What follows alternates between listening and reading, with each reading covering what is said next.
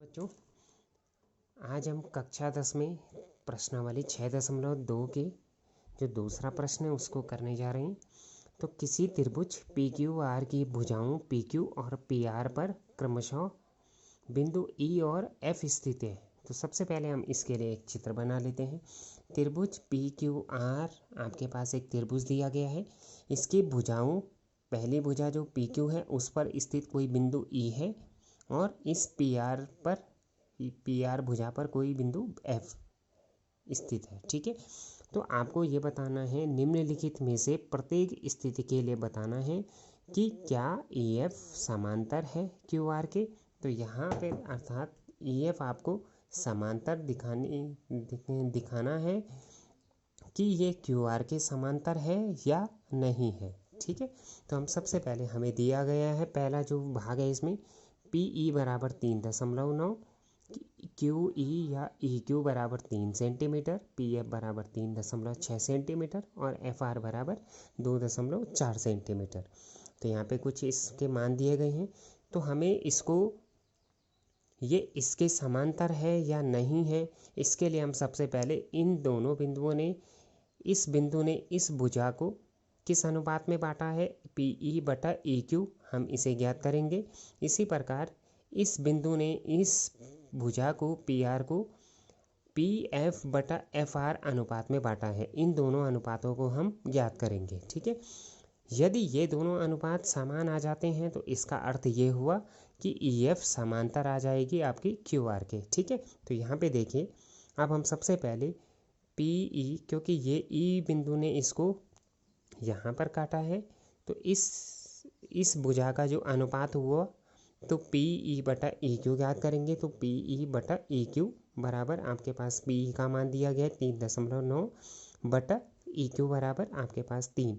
तो ये आ जाएगा आपके पास 3 से कट जाएगा, तो 3 एकम 3 दशमलव आ गया है, तो 3 3 9। ठीक है, इसको हम कुछ इस प्रकार से भी लिख सकते हैं 13/10, क्योंकि यहाँ पे दशमलव के बाद एक अंक है, तो इस दशमलव को हटाने के लिए हम नीचे 10 से गुणा कर देते हैं, क्योंकि एक अंक है। ठीक है, 2 अंक होते तो आप 100 से भाग करते। ठीक है, तो ये आ जाएगा आपका अनुपात 13/10 या 13/10। अब हम दूसरी भुजा का अनुपात ज्ञात करते हैं पी एफ बटा एफ आर। तो हम देखते हैं पी एफ बटा एफ आर, पी एफ का मान आपके पास दिया गया है 3.6 और बटा एफ आर का मान 2.4। तो यहाँ से आपके पास दशमलव के बाद एक अंक है, यहाँ पर भी आपके पास दशमलव के बाद एक अंक है, इसलिए यहाँ पर दशमलव से दशमलव कट गया है। तो 12 के यहाँ पे देखिए काटने पे, तो 12 3 36 और 12 दूनी 24। तो ये अनुपात आपके पास 3:2 आ रहा है।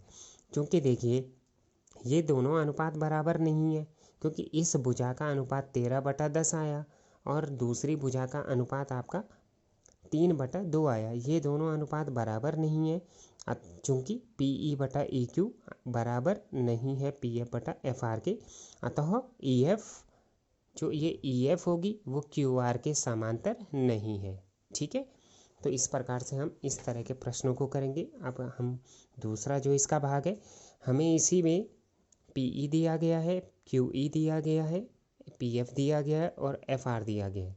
तो हमें ये दिखाना है कि ई एफ इसके समांतर है या नहीं है। ठीक है, तो इसके लिए हम सबसे पहले इस बिंदु ने इस पी एफ को यहाँ पर काटा है बिंदु ई पर, तो इसलिए हम इसका अनुपात ज्ञात करेंगे। तो पी ई बटा क्यू ई 4/4.5 बराबर, ये दशमलव के बाद एक अंक है, इसलिए इसको ऊपर 10 से भाग करना है। तो इसलिए हमने 4 गुणा 10 कर दिया है, तो यहाँ पे 40/45 आ जाएगा। तो 5 8 40 और 5 9 45, तो 8/9 इसका अनुपात आ गया है। तो उसी प्रकार हम दूसरी भुजा का अनुपात ज्ञात करेंगे। तो पी एफ बटा एफ आर, तो हम यहाँ पे देखिए पी एफ बटा एफ आर, आपके पास पी एफ का मान 8 है और एफ आर का मान 9 है। अब यहाँ पे देखिए ये अनुपात और ये अनुपात दोनों ही बराबर हैं। ठीक है, तो चूँकि पी ई बटा क्यू ई, अर्थात ये वाला जो अनुपात आया आपके पास, यही अनुपात दूसरी भुजा का भी है। तो यहाँ पे बराबर पी एफ बटा एफ आर। तो यहाँ पे चूंकि अनुपात बराबर है अतः ई एफ आपकी समांतर आ जाएगी क्यू आर के। ठीक है, तो इस प्रकार से आपके लिए इसमें जो तीसरा भाग है वो आपके लिए गृह कार्य के लिए होगा। इसके अलावा यहाँ पे कुछ प्रश्न और दिए जा रहे हैं।